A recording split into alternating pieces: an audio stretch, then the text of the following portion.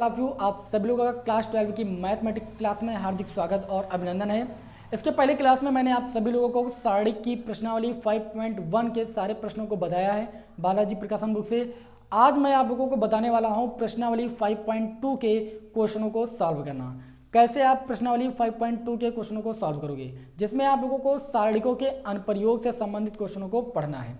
तो अब आप लोगों को थोड़ा हम पिछली क्लासों की ओर ले जाते हैं, जिससे आप लोग जो है प्रश्नावली को अच्छे ढंग से समझ पाओ। आप लोगों ने देखिए यहाँ पर पिछली क्लास में सीखा होगा कि जो जैसे कोई तीन बिंदु दिए हों x1 y1 x2 y2 x3 y3, ठीक है। कहने का मतलब अगर एक त्रिभुज के तीन शीर्ष दिए हों x1 y1 x2 y2 x3 y3, तो जब आप त्रिभुज का क्षेत्रफल निकालते थे, किसका क्षेत्रफल निकालते थे? त्रिभुज का क्षेत्रफल यानी एरिया निकालते थे, तो सूत्र लगाते थे 1/2 और 10 31 12 वाला फार्मूला लगाते थे। कौन सा फार्मूला? पहले x1 लिख लेते थे, ब्रेकेट लगाते थे, प्लस x2 लिख लेते थे, ब्रेकेट लगाते थे, प्लस x3 लिख लेते थे, ब्रेकेट लगाते थे। और ये फार्मूला याद करने का ट्रिक था 10 31 12। 23 का मतलब y2 माइनस y3, 23 हो गया 31 यानी y3 माइनस का y1, और 12 का मतलब y1 माइनस का y2। ये था आपका त्रिभुज का क्षेत्रफल निकालने का फार्मूला। आप इस सूत्र से क्या करते थे? त्रिभुज का क्षेत्रफल निकालते थे। तो यहाँ पर अगर देखें तो अब इसी फार्मूले को हम अगर सारणिक रूप में लिखना चाहें, किस रूप में लिखना चाहें? सारणिक रूप में। तो सारणिक रूप में इसको इस प्रकार लिखेंगे। कैसे लिखेंगे? 1/2 और इसको हम लिखेंगे x1 y1 x2 y2 x3 y3 और यहाँ पर 1 1 1, ठीक है। ये होता है सारणिक रूप में, ठीक है। सारणिक का प्रयोग करके त्रिभुज का क्षेत्रफल निकालना, जहां पर x1 y1 क्या है? सिरों के निर्देशांक हैं, x2 y2 x3 y3 तीन सिरों के निर्देशांक हैं। तो जब भी आपको सारणिक का प्रयोग करके इनका क्षेत्रफल निकालना होगा तो आप इस सूत्र का यूज करोगे। और सारणिक को सॉल्व करना जानते हो, अभी इसके पहले क्लास में आप लोगों को हम बता रहे थे भाई, इसको सॉल्व करके आपको क्या करना है? इसकी वैल्यू फाइंड करना है। आई बात समझ में? यहां पर एक बात आप और समझ लीजिए, ये कि अगर आपके ये तीनों बिंदु एक स्ट्रेट लाइन में हो, क्या हो? एक स्ट्रेट लाइन में हो, तो अब आप जरा सोचिए कि जब एक त्रिभुज बनता है वो तीन भुजाओं से घिरी आकृति द्वारा एक एरिया बनता है कि नहीं बनता है। लेकिन जब ये तीनों बिंदु एक ही रेखा पर हो जाएंगे, तीनों बिंदु मान लीजिए आपके एक ही रेखा पर हो जाएंगे, तो क्या इनके द्वारा कोई एरिया घिरेगी? नहीं घिरेगी। तो इस स्थिति में क्या हो जाएगा? जो ये आपका क्षेत्रफल हो जाएगा उसको हम किसके बराबर दिखा देंगे? 0 के बराबर दिखा देंगे। अर्थात जब भी रहेगा कि सिद्ध कीजिए कि ये तीनों बिंदु क्या है? समरेख हैं, तो उस कंडीशन में हम इस क्षेत्रफल को निकालेंगे और वो 0 के बराबर आना चाहिए। दूसरी बात, अगर आपको पॉइंट में कोई आपका अचर राशि दे दिया जाए और बोला जाए कि यहाँ पर क्या है? ये तीनों बिंदु समरेख हैं, तो इस k का मान ज्ञात कीजिए या x का मान ज्ञात कीजिए या y का मान ज्ञात कीजिए, तो आपको इसी फार्मूले को लगाना और 0 के बराबर दिखा देना है। क्यों? क्योंकि वो समरेख है, ऑलरेडी पहले से उनका जो क्षेत्रफल है वो क्या है? 0 है। और क्षेत्रफल 0 होने की स्थिति में इसको किसके बराबर दिखाएंगे? 0 के बराबर दिखाएंगे। और जिस भी अचर पद की वैल्यू हमें फाइंड करनी होगी हम इस सूत्र से फाइंड कर लेंगे। आई बात समझ में? तो आप लोगों को कॉन्सेप्ट समझ में आ गया होगा। हम प्रश्नावली को लेते हैं और तुरंत मुश्किल से आप लोगों को 15 मिनट में प्रश्नावली को हम समाप्त कर देंगे। बहुत ध्यान से पूरे वीडियो को देखना है, ठीक है। चलिए इसको हम यहाँ पर रफ कर देते हैं। इस सूत्र को यहां पर याद रखना, x1 y1 x2 y2 x3 y3। तो प्रश्नावली आपकी 5.2 में पहला क्वेश्चन क्या कह रहा है कि उस त्रिभुज का क्षेत्रफल ज्ञात करो जिसके शीर्ष आपके 2,7 1,1 10,8 हैं। देखिए यहाँ पर त्रिभुज के 3 शीर्ष दिए हुए हैं, ठीक है। और आपके 4 पार्ट हैं क्वेश्चन के, ठीक है। चारों पार्ट में 3-3 शीर्ष दिए हुए हैं और त्रिभुज का क्षेत्रफल निकालना है। एक पार्ट बताएंगे, आप सारे पार्ट बहुत इजीली सॉल्व कर लोगे। जैसे मैं पहला पार्ट लेता हूं, इन्होंने कहा त्रिभुज का क्षेत्रफल निकाल लीजिए, जहां पर सिरों के निर्देशांक दिए हैं 2,7 और दूसरा सिरे का निर्देशांक दिया है 1,1 और तीसरा सिरे का निर्देशांक दिया हुआ है 10,8, ठीक है। तो सबसे पहले आपको जो यहाँ पर निर्देशांक दिए होंगे, ठीक है, जो निर्देशांक दिए होंगे उनको आप जो है अपने मन में ये डिनोट कर लेना कि ये x1 है, ये y1 है, ये x2 है, ये y2 है, ये x3 है, ये y3 है, ठीक है। अब जब इन्होंने बोला है कि त्रिभुज का क्षेत्रफल निकालिए, लेकिन यहाँ पर आपको क्लास 10th वाला रूल नहीं अपनाना, 30 31 12 वाला, ठीक है। यहाँ पर आपको सारणिक का प्रयोग करके त्रिभुज का क्षेत्रफल निकालना है। तो आप क्या करोगे? यहाँ पर आप लिखोगे कि त्रिभुज का क्षेत्रफल, त्रिभुज का क्षेत्रफल इक्वल टू 1/2 और उसके बाद आप साड़ी बनाओगे x1 y1 x2 y2 x3 y3 और ये 1 1 1। बात समझ में आई? इस सूत्र से तुमको क्या निकालना है? इसका क्षेत्रफल निकालना है। किसका? त्रिभुज का। तो यहाँ पर x1 y1 x2 y2 x3 y3 की वैल्यू पता है, तो चलिए वहाँ पर वैल्यू रखते हैं। ये हो जाएगा 1/2। x1 की वैल्यू कितनी है? 2। y1 की वैल्यू कितनी है आपकी? 7। x2 की वैल्यू 1। y1 y2 की वैल्यू आपकी कितनी है? 1। x3 की वैल्यू 10 और y3 की वैल्यू 8 और जो तीसरा कॉलम होगा 1 1 1 होगा। आई बात समझ में? अब आपको क्या करना है? इसको सारणी की तरीके से सॉल्व करना है। सारणी को हमने सॉल्व करना लोगों को बताया है कि किसी रो या कॉलम में अधिकतम 2 जीरो आ जाए और उस सारणी का क्या कर दें? प्रसार कर दें। आप डायरेक्ट भी यहाँ पर सारणी का प्रसार कर सकते हो, इसमें कोई दिक्कत नहीं है। लेकिन अगर मैं देखूँ तो 1 से 1 माइनस करूँ तो 1 जीरो बन जाएगा, तो हमारा थोड़ा सा कैलकुलेशन क्या हो जाएगा? सरल ही हो जाएगा। तो जितना कैलकुलेशन हमारे लिए सरल हो जाए उतना ही आसान है। तो चलिए हम इसको सॉल्व करते हैं 1/2। ठीक है, पहले हम क्या करेंगे? इस रो को इस रो से माइनस कर देंगे और इस रो को इस रो से माइनस कर देंगे तो 2 जीरो हमारे बन जाएंगे। हम क्या वैल्यू फाइंड करेंगे? r1 की वैल्यू फाइंड करेंगे r1 माइनस r2 और r2 की वैल्यू फाइंड करेंगे r2 माइनस r3। ठीक है, देखिए r1 की वैल्यू फाइंड करें r1 से r2 को माइनस करके, तो 2 से 1 जाएगा आपका 1 बच जाएगा, 7 से 1 जाएगा आपका 6 बच जाएगा, 1 से 1 जाएगा आपका 0 बन जाएगा। फिर 1 से 10 को माइनस करेंगे, माइनस का 9 बच जाएगा। 1 से 8 को माइनस करेंगे, माइनस का 7 बच जाएगा। 1 से 1 को माइनस करेंगे, 0 बन जाएगा और ये 10 8 1। अब आप सारणी का क्या कर दीजिए? प्रसार कर दीजिए। आप देख रहे हो सारणी के कॉलम 3 में अधिकतम 2 जीरो बन रहे हैं, इसलिए सारणी का प्रसार बहुत आसानी के साथ किया जा सकता है। तो यहाँ पर क्या लिखोगे? ये हमारा C1 कॉलम, ये C2, ये C3। तो यहाँ पर लिखना C3 के सापेक्ष क्या करने पर? प्रसार करने पर। C3 के सापेक्ष प्रसार करने पर। ठीक है, तो हो जाएगा 1/2। आप लिखा रहने दीजिए, बड़ा सा ब्रैकेट लगाइए। जब आप देखोगे तो ये होता है प्लस, ये होता है माइनस, फिर ये होता है प्लस। अब ये अगर प्लस है तो ये माइनस होगा, फिर ये क्या होगा? प्लस होगा।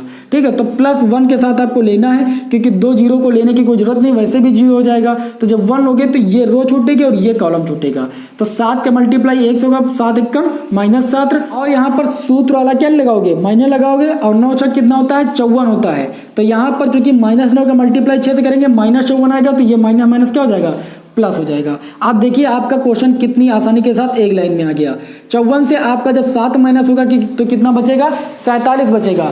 और यहाँ पर आप लिख दीजिए 47। तो 1/2 गुणे 47 आ गया। इसको और थोड़ा सॉल्व करोगे तो 47/2 और थोड़ा सही में लाने का प्रयास करोगे तो ये आपका हो जाएगा 2 1 कम 2, 2 दूनी 4, 2 3 6, 23 सही 1/2। चूंकि आप यहाँ पर क्षेत्रफल निकाल रहे हो तो यहाँ पर आप लिखोगे वर्ग इकाई, क्योंकि क्षेत्रफल का जो मात्रक होता है वो वर्ग इकाई के रूप में होता है। आई बात समझ में? तो आप देख सकते हो कि कितनी इजीली जो है हमने सारणी को यहाँ पर सॉल्व किया और त्रिभुज का क्षेत्रफल निकाला। तो आपको यहाँ पर चारों पार्ट करना है। ठीक है, कर लेना। कोई भी क्वेश्चन में डाउट होता है तो आप जरूर हमें कमेंट के माध्यम से बताना, हम आपके डाउट को पूरा सॉल्व करने का प्रयास करेंगे। ठीक है, यहाँ पर इसको रफ करते हैं, फिर आगे के क्वेश्चन को बताते हैं। इसी क्रम में हमारा अगला क्वेश्चन नंबर 2 दिया है कि k का मान ज्ञात करो यदि त्रिभुज का क्षेत्रफल 4 वर्ग इकाई है तथा शीर्ष निम्नलिखित है। देखिए दूसरे पार्ट में इन्होंने क्या बोला है कि यदि त्रिभुज के शीर्ष आपके दिए हुए हैं। जैसे दूसरे का हम पहला पार्ट देखते हैं। पहले पार्ट में त्रिभुज का शीर्ष दिया है -2, 0 और दूसरा शीर्ष आपका दिया है 0, 4 और तीसरा शीर्ष यहाँ पर दिया है 0, k। 3 शीर्ष दिए हुए हैं त्रिभुज के और इन्होंने कहा है कि k का मान ज्ञात करो। अभी हमने आपको बताया था कि किसी अचर राशि की वैल्यू निकालना हो तो वहां पर त्रिभुज का क्षेत्रफल 0 के बराबर दिया हो सकता है या समरेख तीनों बिंदु दिया हो सकता है। तो यहाँ पर इन्होंने त्रिभुज का क्षेत्रफल जो है यानी एरिया पहले से दे दिया कि 4 वर्ग इकाई है। तो हम यहाँ पर सूत्र जानते हैं कि जो त्रिभुज का क्षेत्रफल होता है वो कितना होता है आपका 1/2 और यहाँ पर जो आपका सूत्र होता है x1 y1 और 1 x2 y2 1 x3 y3 1, ये होता है ना सूत्र। तो इन्होंने त्रिभुज का क्षेत्रफल पहले से दे दिया, निकालने की कोई जरूरत नहीं है। तो यहाँ पर क्षेत्रफल दिया है 4, तो हम 4 रख देंगे। उसके बाद यहाँ पर अगर देखें तो हमें x1 की वैल्यू ये है, y1 की वैल्यू ये है, x2 की वैल्यू ये है, y2 की वैल्यू ये है, x3 और y3। ऐसे आप डिनोट कर लोगे तो आपका क्वेश्चन कभी गलत नहीं होगा। फिर यहाँ पर देखिए हो जाएगा 1/2। ठीक है, x1 की वैल्यू रख दीजिए -2, फिर y1 की वैल्यू रख दीजिए 0 और 4 0 k 1 1 1। आप चाहें तो साड़ी का प्रसार कर लीजिए, क्योंकि कॉलम 1 में ऑलरेडी पहले से ही 2 जीरो हैं, जीरो बनाने की कोई जरूरत नहीं। ये 2 बटे में इधर से मल्टीप्लाई होगा तो ये 8 हो जाएगा। ठीक है, यहाँ पर हम क्या करेंगे, इस कॉलम के सापेक्ष जो है प्रसार कर लेंगे। तो देखेंगे तो यहाँ प्लस के साथ लेंगे हम 2, तो ये कॉलम छूटेगा और ये हमारी रो छूटेगी। तो ये माइनस का 2 है तो माइनस लिख देंगे।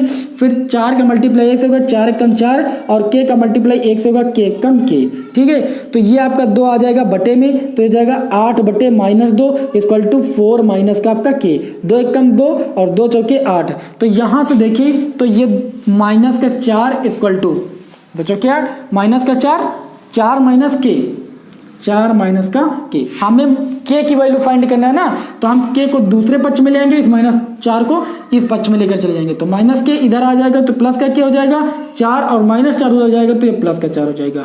तो के की वैल्यू आप देख सकते हो कितनी आ गई आपकी, 8 आ गई। इस प्रकार आपको क्या निकालना है, किसी भी अचर राशि का मान निकालना है।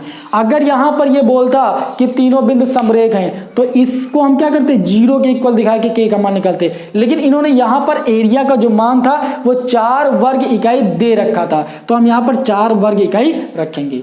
ठीक है, बात समझ में आ गई ना। बहुत इजी क्वेश्चन है पर थोड़ा सा आपको है सॉल्व करना है। ठीक है ना, तो यहाँ पर इसको हम रफ करते हैं। लेकिन आप लोगों ने अगर इसके पहले की क्लास नहीं देखी तो आप लोगों को शायद थोड़ा कम समझ में आए। ठीक है, तो साड़ी को सॉल्व करना जरूर सीख लीजिए। अगला प्रश्न है क्वेश्चन नंबर 3 की, सिद्ध करो कि बिंदु a, b plus C, b, c plus A और c, a प्लस बी समरेख है। ठीक है, 3 बिंदु कब समरेख होते हैं, समरेख होने का मतलब जो है समान रेखा में। अगर 3 बिंदु जो हैं वो समान रेखा में हैं तो उनके द्वारा घिरी आकृति का क्षेत्रफल क्या हो जाएगा, 0, क्योंकि यहाँ पर इनके द्वारा कोई आकृति घिरेगी ही नहीं, क्योंकि ये समान रेखा में है। तो जब कोई आकृति नहीं बनेगी तो क्षेत्रफल क्या हो जाएगा, 0 हो जाएगा। तो इस कंडीशन में यहाँ पर हमें सिद्ध करना है कि ये तीनों बिंदु समरेख हैं। अर्थात अगर इनके द्वारा हम त्रिभुज का क्षेत्रफल निकालें इन बिंदुओं के द्वारा तो वो कितना आना चाहिए, 0 आना चाहिए। और जब त्रिभुज का क्षेत्रफल 0 आ जाएगा तो ये तीनों बिंदु क्या हो जाएंगे, समान रेखा में यानी समरेख हो जाएंगे। तो हम यहाँ पर पहले बिंदु को x1, दूसरे बिंदु को y1 और x2 y2 x3 y3 पहले मान लेंगे। फिर क्षेत्रफल का फॉर्मूला लगाएंगे, 1/2 x1 y1 1 x2 y2 1 x3 y3 1। ठीक, तो ये यहाँ पर हम मान रखते हैं, ये हो जाएगा 1/2। x1 की वैल्यू a है, y1 की वैल्यू b प्लस सी है 1, x2 की वैल्यू b है और c प्लस a 1 और c a प्लस b और ये हो गया 1।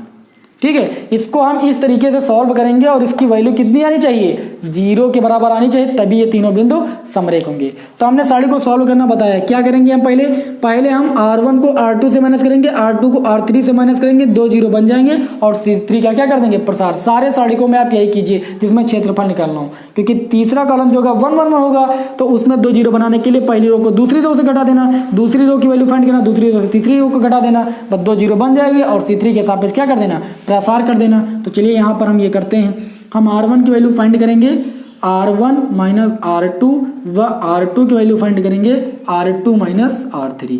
तो ये वैल्यू फाइंड करने पर हो जाएगा 1/2। a से b को माइनस करेंगे a minus b plus c को c प्लस a से माइनस करेंगे तो ये b माइनस a हो जाएगा। आप जैसे ही माइनस करोगे c से c कैंसिल हो जाएगा, b माइनस a बच जाएगा। 1 से 1 को 0 माइनस करोगे 0 हो जाएगा, b से c को माइनस करोगे b माइनस c हो जाएगा, c प्लस a को a माइनस b से माइनस करोगे तो ये आपका c माइनस b बच जाएगा, ये 0 हो जाएगा। और तीसरी रो में कोई परिवर्तन नहीं होगा, c a प्लस b और ये 1 हो जाएगा। इतनी बात समझ में आई। अब आप देखिए तो अधिकतम 2 जीरो c3 कॉलम में बन गए। तो यहाँ पर क्या लिखेंगे, c3 के सापेक्ष प्रसार करने पर, c3 के सापेक्ष प्रसार करने पर, तो c3 के सापेक्ष प्रसार करेंगे तो c3 इस रो कॉलम में है और इस रो में है। तो चूंकि होता है प्लस माइनस प्लस, फिर ये प्लस है तो ये माइनस, ये प्लस, प्लस के साथ लेंगे हम तो ये आपका हो जाएगा 1/2, बड़ा सा ब्रेकेट लगाएंगे 1 लिखेंगे। देखिए 2 जीरो बनाने में सबसे आसान बात जो होती है वो होती है साड़ी का प्रसार करने में। 2 जीरो बनाने के बाद अब इनका हमें जो है कैलकुलेशन नहीं करना पड़ेगा, वो जीरो ऑलरेडी हो जाएंगे पहले से ही। तो यहाँ पर 1 लिखेंगे और इसका मल्टीप्लाई इससे हो जाएगा, इसका मल्टीप्लाई इससे हो जाएगा। ठीक है, इसको थोड़ा यहाँ पर रफ कर दीजिए, बता रहे थे। तो a माइनस बी का मल्टीप्लाई हो गया किससे, c माइनस बी से। ठीक है, यहाँ पर ब्रेकेट थोड़ा ऐसे लगा लीजिए आप, फिर माइनस लगाते हैं, इसका मल्टीप्लाई इससे करना है, b माइनस सी का मल्टीप्लाई b माइनस ए से। ये आपका हो जाएगा 1/2। ठीक है।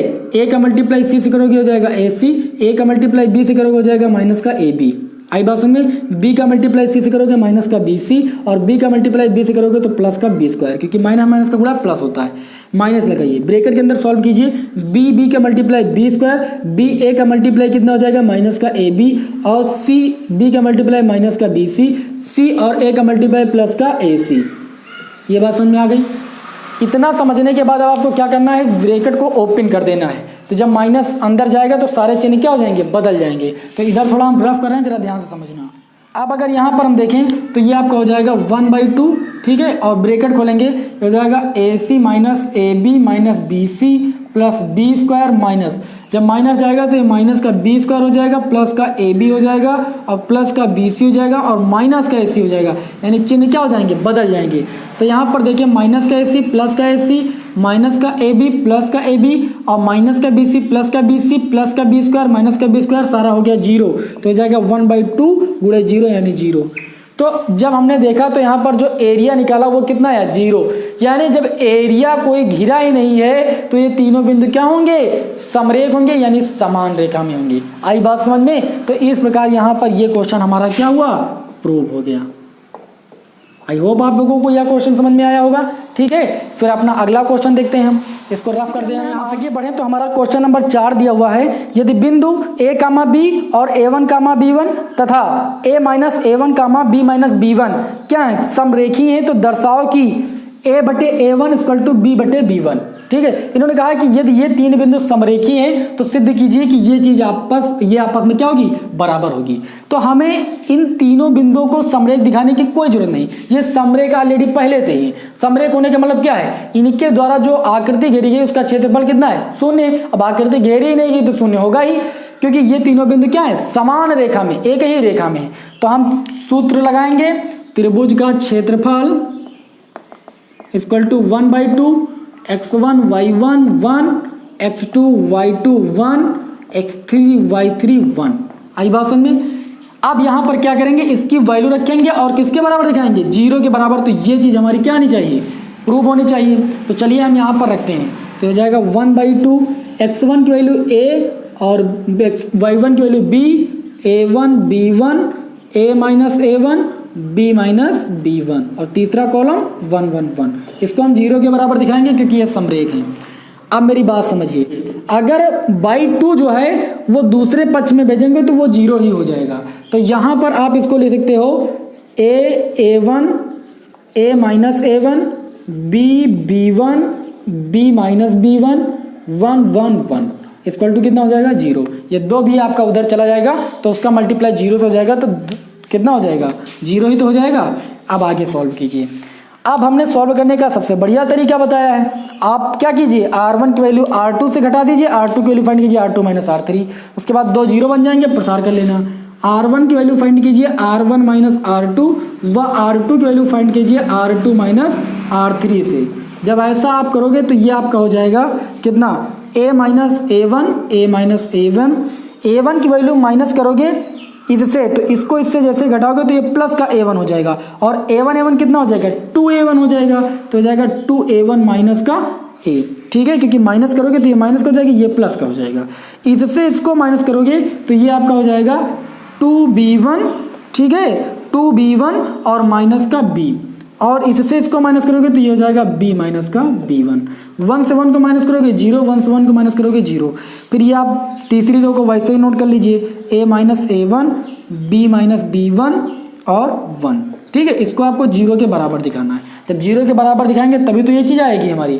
तो चलिए इसको थोड़ा हम देखते हैं। आप यहाँ पर क्या करेंगे, हम C3 के सापेक्ष प्रसार कर देंगे, तो ये रो और ये कॉलम आपका छूट जाएगा। तो ये हो जाएगा 1 और बड़ा सा एक ब्रैकेट लगाएंगे, इसका मल्टीप्लाई इससे करेंगे। तो जरा हम मल्टीप्लाई यहाँ पर डायरेक्ट करते हैं, आप ध्यान से देखना। 2b1 का मल्टीप्लाई a से करेंगे तो 2ab1 हो जाएगा, 2b1 का मल्टीप्लाई इससे करेंगे तो माइनस हो जाएगा, 2a1b1 हो जाएगा। ध्यान से समझना, एक भी स्टेप गलत हुआ तो आएगा नहीं। फिर माइनस b का मल्टीप्लाई a से करोगे तो माइनस का ab हो जाएगा, और माइनस b का मल्टीप्लाई माइनस a1 से करोगे तो माइनस माइनस प्लस का हो जाएगा a1b। फिर सूत्र वाला माइनस लगता है, इसका मल्टीप्लाई होने के बाद सूत्र में माइनस लगता है, फिर इसका मल्टीप्लाई करेंगे तो इसका मल्टीप्लाई ब्रैकेट में रखेंगे और बाद में ब्रैकेट खोल के क्या कर देंगे, चिन्ह परिवर्तित कर देंगे। तो 2a1 का मल्टीप्लाई b से हो जाएगा तो हो जाएगा 2ba1, और 2a1 का मल्टीप्लाई माइनस b1 से होगा तो ये माइनस का हो जाएगा, कितना हो जाएगा 2b1a1 या 2a1b1। ये बात समझ में आई। इतना करने के बाद आपको क्या करना है, अब माइनस a का मल्टीप्लाई b से करना तो ये माइनस का ab हो जाएगा, और माइनस a का मल्टीप्लाई b1 से करना तो ये प्लस का ab1 हो जाएगा। ये बात समझ में आ गई। इतना करने के बाद अब इस ब्रैकेट को हमें ओपन करना है, तो ओपन करेंगे तो ये आपका हो जाएगा 2ab1 minus 2a1b1 minus ab plus a1b1 minus minus अंदर जाएगा तो हो जाएगा 2a1b, ठीक है, a1b लिखो या ba1 लिखो, और माइनस माइनस ये हो जाएगा प्लस, और ये हो जाएगा 2a1b1, और ये माइनस माइनस हो जाएगा प्लस ab, और ये प्लस माइनस आपका हो जाएगा माइनस ab1। ठीक है, अब आप देख लीजिए यहाँ पर जो कैंसिल होने वाला हो उसको कैंसिल कर लीजिए। 2ab1 है, ठीक है, ab1। अब b1 वाली बात अगर देखें तो यहाँ पर ab1 आपका 1 है, यहाँ पर 2 है, तो 2 से 1 आपका क्या हो जाएगा, कैंसिल आउट हो जाएगा। तो चलिए थोड़ा इधर हम रफ करते हैं जिससे आप लोगों को समझा पाएँ हम अच्छे से। तो इधर हम रफ कर देंगे। अगर यहाँ पर हम देखें तो 2ab1 से 1b1 आपका घट जाएगा तो 1ab1 बच जाएगा। यहाँ पर लिखा माइनस का 2a1b1, ठीक है, और यहाँ पर आपका प्लस का 2a1b1 है, यहाँ पर प्लस का ab है, माइनस का ab हो गया, ये a1b है और ये माइनस का 2a1b है, तो माइनस 2a1b से 1a1b जाएगा तो ये माइनस का a1b बच जाएगा। बाकी तो बचा नहीं यहाँ पर, तो इक्वल टू कितना हो जाएगा, 0 के बराबर। तो यहाँ से देखें तो ये आपका हो गया ab1 इक्वल टू, ये माइनस वाला उधर जाएगा तो a1b आ जाएगा।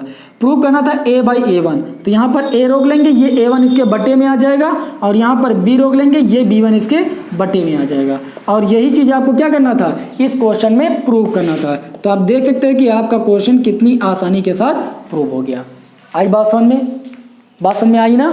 तो अब इस क्वेश्चन को ऐसे ही प्रूव करना था। अब आप आगे का एक क्वेश्चन हम देखते हैं और उसके बाद प्रश्नावली को समाप्त करते हैं। ठीक है, देखिए इसको रफ कर दें। हमारा इस प्रश्नावली का क्वेश्चन नंबर 5 कह रहा है कि टी का मान ज्ञात कीजिए जिसके लिए बिंदु आपके 3 दिए हुए हैं और तीनों बिंदु समरेख हैं। अगर तीनों बिंदु समरेख हैं तो इनके द्वारा घेरे गए भाग का जो क्षेत्रफल होगा वो 0 होगा। आप क्या करना, त्रिभुज का क्षेत्रफल वही साड़ी वाला फार्मूला लगा देना और 0 के बराबर दिखा देना, जैसे हमने अभी क्वेश्चन नंबर 2 में के का मान निकाला, और उसके बाद आप टी का मान ज्ञात कर लोगे। देखिए आप क्वेश्चन थोड़े बहुत अगर आप सॉल्व करोगे तब उसका फायदा मिलेगा। हम सारे क्वेश्चन सॉल्व कर देंगे तो आपको फायदा नहीं मिलने वाला। आप समझिए क्वेश्चन को और उस तरह के आप 3-4 क्वेश्चन लगाइए, आप अच्छी तरीके से प्रश्नावली को सॉल्व कर लोगे। आई बात समझ में, लगेगा कैसे नहीं लगेगा, आप मन के हारे हारे मन के जीते जीत, जब आप हार जाओगे तो नहीं लगा पाओगे, और अगर सोचोगे कि हमें ये कार्य करना है तो आप जरूर कर लोगे।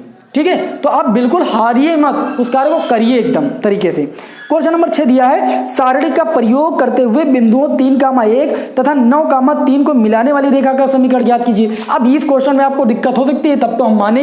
यहाँ पर आपके इन्होंने कहा है कि सारणी का प्रयोग करते हुए बिंदु दिया हुआ है 3,1 और अगला बिंदु दिया हुआ है 9,3 को मिलाने वाली रेखा का क्या निकालना, समीकरण। हमने मान लिया इन बिंदुओं को क्या एक रेखा मिला रही।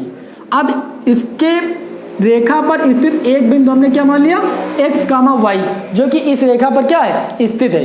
अब हमें क्या करना है, इसका समीकरण फाइंड करना है। ठीक है, तो हम जानते हैं कि अगर 3 बिंदु हो जाते हैं तो जो त्रिभुज का क्षेत्रफल होता है वो कितना होता है, 1/2 x1 y1 1 x2 y2 1 x3 y3 1। यहाँ पर एक बिंदु देखिए आपको मानना पड़ेगा, तो तक आप मानोगे नहीं तो संख्या हो जाएंगी, और जब संख्या हो जाएंगी तो समीकरण कहाँ से प्राप्त होगी। इसलिए एक बिंदु आपको x, y इस रेखा पर मानना पड़ेगा कि स्थित है, और जब एक बिंदु आपका इस रेखा पर स्थित हो जाएगा तो 3 बिंदु हो जाएंगे, और 3 बिंदु के लिए क्षेत्रफल निकालना आप जानते ही हो। तो चलिए निकालते हैं यहाँ पर। तो ये आपका हो जाएगा 1/2 x1 की वैल्यू कितनी हो जाएगी, x, और y1 की वैल्यू y, और 3,1 और 9,3 1 1 1। ठीक है, आप इसको सॉल्व कर लीजिए। ये आपका हो जाएगा 1/2। ठीक है, हमने कहा कि R1 की वैल्यू फाइंड कीजिए, R1 - R2, R2 की वैल्यू फाइंड कीजिए, R2 - R3। तो ये आपका हो जाएगा x - 3 और ये हो जाएगा y माइनस 1 और 1 से 1 जाएगा 0, 3 से 9 जाएगा माइनस का 6, 1 से 3 जाएगा माइनस का 2, 1 से 1 जाएगा 0, ये हो जाएगा 931। ये बात समझ में आ गई। हम ऐसा इसलिए करते हैं कि किसी एक रो या कॉलम में अधिकतम 2 जीरो बन जाएं और उस सारणी का प्रसार करके हम आंसर बहुत सरलता के साथ निकाल सकें। तो हमने यहाँ पर R1 की वैल्यू फाइंड की है। आप लिखना जरूर जो आप कर रहे हो, सॉरी हम यहाँ पर भूल गए हैं। R1 की वैल्यू R1 माइनस R2 और R2 की वैल्यू फाइंड करेंगे R2 माइनस R3, ठीक है, क्योंकि आप संक्रिया नहीं लिखोगे तब फिर वो क्वेश्चन गलत हो जाएगा। अब यहाँ पर देखें तो हमारा जो C3 कॉलम है इसके सापेक्ष हम क्या कर देंगे, प्रसार कर देंगे। तो ये हमारा हो जाएगा 1/2 और बड़ा सा ब्रेकेट लगाएंगे 1, ठीक है। तो ये रो और ये कॉलम छूटेगा, 2 का मल्टीप्लाई हम x से करेंगे तो ये हो जाएगा माइनस का 2x और प्लस का 3 दूनी 6, ठीक है। फिर हम यहाँ पर माइनस लगाएंगे, y माइनस 1 का मल्टीप्लाई माइनस 6 से होगा तो माइनस 6 का मल्टीप्लाई y से होगा तो ये माइनस का 6y हो जाएगा, बाहर माइनस वाला ये प्लस कर देगा। माइनस 6 का मल्टीप्लाई 1 से होगा तो प्लस का 1 हो जाएगा, लेकिन बाहर वाला माइनस ये आपका माइनस का 6 बना देगा। आई बात समझ में, हमने डायरेक्ट यहाँ पर कर लिया है। तो हो जाएगा 1/2 आपका हो जाएगा माइनस का 2x प्लस का 6 प्लस का 6y माइनस का 6। यहाँ से देखें तो प्लस माइनस 6 आपका कैंसिल हो जाएगा, 1/2। यहाँ पर देखें तो 6y माइनस का 2x ऐसे ले सकते हैं। अगर मैं यहाँ पर देखूँ तो 2 कॉमन ले सकता हूँ, तो जब 2 कॉमन लूँगा तो 2 बाहर निकलेगा, ये हो जाएगा 3y माइनस का x। 2 से 2 कैंसिल हो जाएगा तो क्या आ गई समीकरण, 3y माइनस x। तो 2 बिंदुओं से होकर जाने वाली रेखा का समीकरण कितना आ गया, 3y माइनस x। क्योंकि हम अगर 2 बिंदुओं से होकर जाने वाली रेखा का समीकरण निकालते तो हमारे पास, हमने इसके पहले चैप्टर में पढ़ा था, क्या पढ़ा था, हमने पढ़ा था एक चैप्टर सरल रेखा, उसके माध्यम से हम निकाल सकते थे। लेकिन यहाँ पर आपको क्या करना पड़ेगा, सारणी का अनुप्रयोग करना था, इसलिए हमने इसको अप्लाई किया है और हमारा समीकरण कितना आ गया, 3y माइनस x, ठीक है। तो आई होप आप लोगों को यह वीडियो पसंद आया होगा। वीडियो पसंद आया हो तो वीडियो को लाइक जरूर कर देना और चैनल को अगर अभी तक आपने सब्सक्राइब नहीं किया तो प्लीज़ चैनल को जरूर सब्सक्राइब कर देना और दोस्तों में वीडियो को इतना अधिक से अधिक शेयर करें कि उन सारे स्टूडेंट्स को इसका लाभ प्राप्त हो सके, ठीक है। चलिए मिलते हैं आपको नेक्स्ट वीडियो में। जय हिंद, जय भारत।